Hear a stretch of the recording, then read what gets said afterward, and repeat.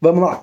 Freud diz que a gente nasce sendo puro id, que é a nossa parte mais primitiva, o reservatório inconsciente de todas as nossas vontades, impulsos biológicos, desejos de prazer, forças vitais que não conhecem as regras ou a moral.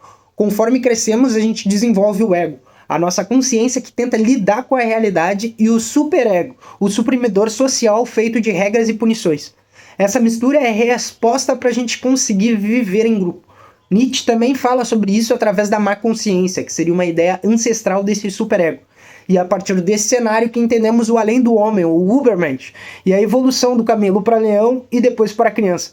Sabemos também que o cérebro não faz diferença entre uma ameaça real ou uma simulada pela própria mente. A química do cérebro modifica de acordo com algo que é um perigo real ou algo que é um perigo imaginário.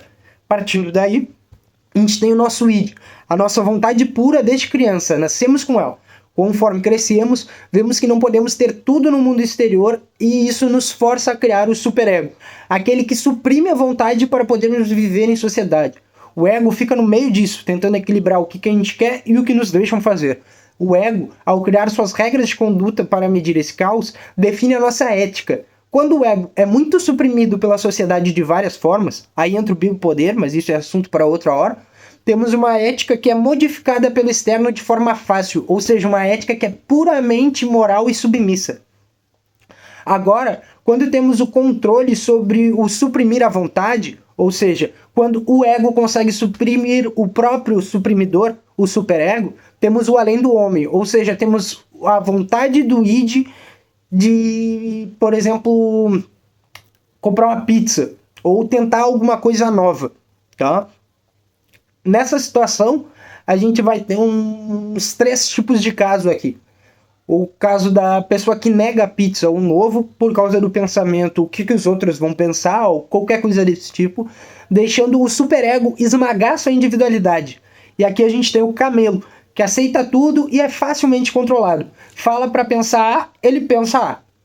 E aí a gente vai ter o caso da pessoa que aceita a pizza e o novo, se jogando a sua vontade do id sempre, fazendo feroz, previsível e, por consequência, também controlável. Ele é um leão rebelde, mas reativo. Se você quer que ele pense A, basta dizer que ele não pode pensar A, ou que ele deve pensar B. E aí a gente tem o terceiro caso, aquele que pensa num todo levando várias coisas em contas, para saber se deve suprimir ou ouvir sua vontade. Esse tem um controle sobre a sua própria ética. A moral chega a ele, mas ele absorve aquilo que lhe convém.